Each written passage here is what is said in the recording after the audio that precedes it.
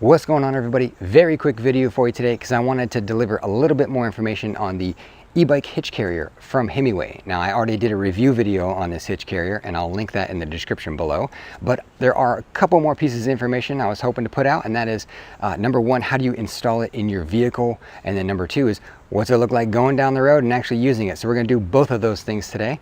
And just as a reminder, this rack goes for $399 on their website. That's the current pricing, and it holds two Himiway cruisers. The weight capacity of the rack is 145 pounds, so it holds two cruisers or one escape bike, or I guess whatever combination of bikes you have that are less than 145 pounds. So let's get started. So step one is to grab your rack. It weighs about 44 pounds, so it's not that heavy, but it can be a little awkward to get it balanced in your hands correctly.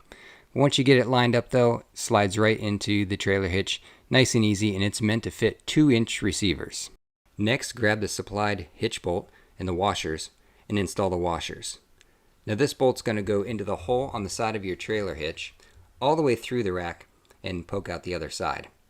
Now the hole on the bar coming from the rack has threads in it, and this is a threaded bolt, so you're going to want to thread this the whole way in until it's hand tight. Next, grab your ratchet and a 24mm socket. Tighten down the hitch bolt nice and snug. This will help ensure that the rack is secured in the hitch and also help with the rack stability. Try not to over tighten though. If you don't have a 24mm socket, a crescent wrench will work just fine. The supplied hitch pin installs on the other end of the bolt. This ensures that if the bolt should ever loosen up, the hitch pin will prevent it from sliding completely out. The Himiway rack has a tilting mechanism allowing the rack to be placed in 3 different positions. It can be tilted all the way down, it can be positioned straight out for hauling bikes, or it can be positioned fully up and folded out of the way when not in use. To ensure the tilting mechanism remains in the desired position when traveling, install the square wire lock pin through the mechanism. Time to load up your cruiser bikes.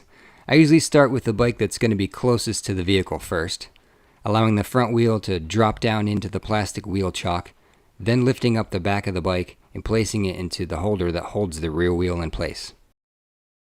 The front wheel is secured with the telescoping bar that clamps down over top, and the rear wheel is secured with the rubber strap that goes through the spokes, over top of the wheel, and down through the ratcheting system. Repeat the same process for bike number 2. Do a little wheelie and drop the front wheel down inside the plastic wheel chock, then lift up the back end of the bike and place the rear wheel into the rear wheel holder. The telescoping bar will clamp down on the front wheel, holding that securely in place, while the rear wheel is secured with the rubber strap that goes through the spokes, over top of the wheel, and down through the ratcheting system. All right, we got both bikes loaded and ready to go. I will say that the bike on the inside, closest to the tailgate, is a little bit harder to load because you have the bar coming out from the trailer hitch that's kind of in your way. Dropping that front wheel down in the wheel chock, pulling it, doing a wheelie, dropping it down in, that seems to be the easiest way to load these bikes. It takes the stress off your back a little bit. And they are held in place by the wheels. So you've got this hook bar that comes up over top of the front wheel, and then you've got the back wheel that rests in this little cradle here, and there's a rubber strap that comes through and ratchets down. So each wheel is held in place. Now, I know a lot of other bike racks will have a bar here in the middle that clamps down on the crossbar, but what do you do when you have a step-through bike? There's no crossbar here to clamp down onto. So this rack kind of solves that issue. You can carry a step-through bike on it. All right, now as far as stability goes, you can see that they kind of wiggle in the rack, but both wheels are locked down in place, so I don't feel like this is going to pop out of here at all. I mean, if this bothers you, you could always just put maybe a ratchet strap over here to just really clamp it down and keep it from wiggling, but I don't really feel like this is going to fly off there at all. But let's go take it for a ride and see how it does. Well, here I am driving through a parking lot. It's a dirt and gravel road. I wanted to find a bumpy road that had some potholes and dips and uneven surface so I could get some good footage of how much this rack shakes the bikes as you're driving down uneven road. And as you can see, the rack kind of tilts side to side and makes the bikes sway back and forth. And then up here I hit a good dip where we can see the bikes get a good bounce, but they stay on there. Now as you're driving down the smooth pavement, of course there's little to no movement in them at all, and I make this turn here and hit some railroad tracks, and you'll see the bikes get a nice good bounce, but again, they don't fly out of here. It holds them in well. I mean, they do move around and shake back and forth, and I think at this point I'd be less concerned about the bikes falling out of the rack and maybe more concerned about just how much they're wiggling and are they hitting into each other. And you might want to, I guess, ratchet strap them down a little bit tighter so they're not rubbing against each other and destroying your paint.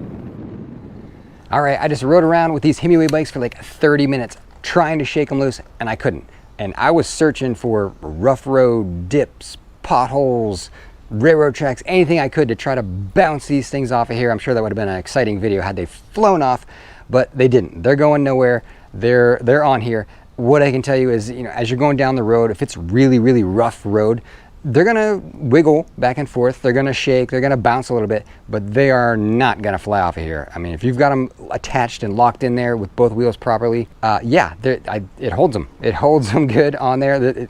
If the wiggling bothers you, like I said, you could probably put like a ratchet strap on there or something, but yeah, it works. So this arm is still, you know, locked securely on the front wheel, and you've got your back wheel attached with this kind of ratcheting strap thing here, and that's locked in place. I mean, nothing wiggled out of position. It's still exactly how I put it on there. So the mechanism didn't move at all. You got that pin in there securing it. So if you're looking for a way to transport your two Himiway cruisers on a trip or on vacation, then give this rack a look and see if it meets your needs or not. I will link it in the description below. Feel free to put any questions you've got in the comments, and I'll try my best to answer those.